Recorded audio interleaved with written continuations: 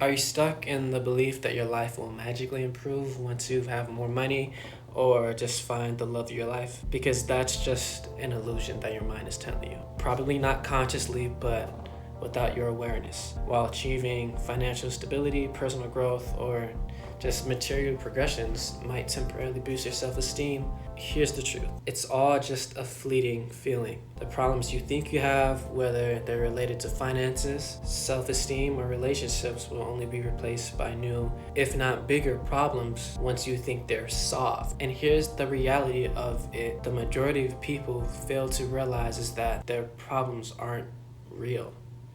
They're just ideas in your head about the future that sink into your present. Because if you actually look in the present moment for what it actually is and not what your mind thinks it is, then you'll realize that there's no actual problems to be found. While we may encounter situations that require our attention and resolution, what I mean is that our perceived problems exist solely in the realms of the past and the future, which are just constructs created by our minds and don't represent actual reality. Try to be in the present moment. What problems do you face right now? Like, what real problems do you have right now? Not a week from now, not an hour from now, but right now watching this video. Because the truth is, there's nothing substantial to worry about. Perhaps you might feel slightly hungry, but overall you're doing fine. It's the act of actually worrying over the future rather than being fully present. Stress and anxiety become the drivers of your life. And people try to fill their life. You're trying to fill a hole in your life that can only be filled in the now with something of the future, which again does not exist. Without realizing it, you fail to see that your life is already complete and whole. You're just simply gazing in the wrong direction, unaware of the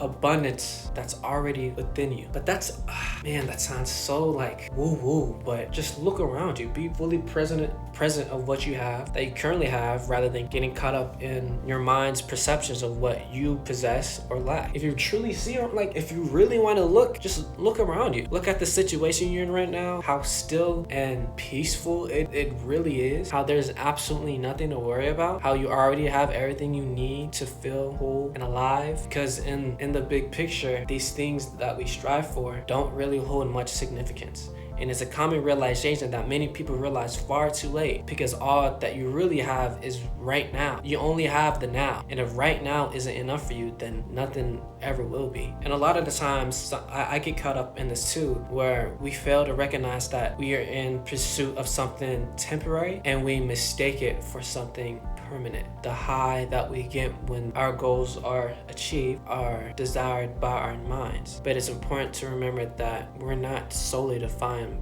by what we think.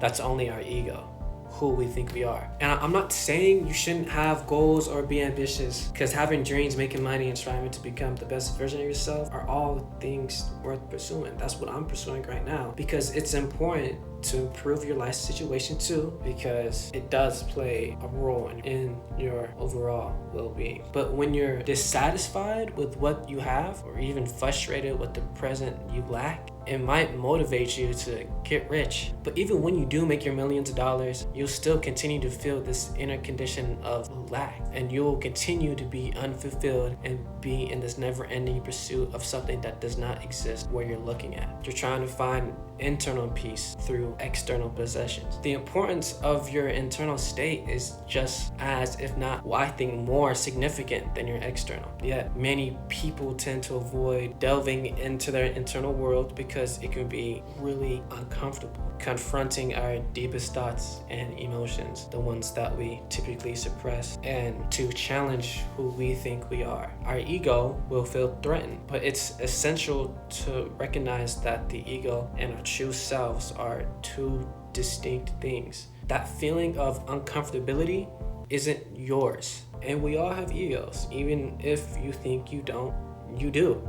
As long as you think, you will always have an ego. While your ego might seem really confident, you'll soon notice that it's actually pretty weak and insecure. And when we seek to question who we are, the ego perceives it as life-threatening. And this is why it's uncomfortable. It's your ego that is the barrier that restrains you from fully embracing the present moment and keeps you bound to the past and future. And by clinging to the ego's influence, you are prevented from experiencing the freedom and inner peace that exists in the present, where problems and ego cease to exist. And that's how you truly improve your life.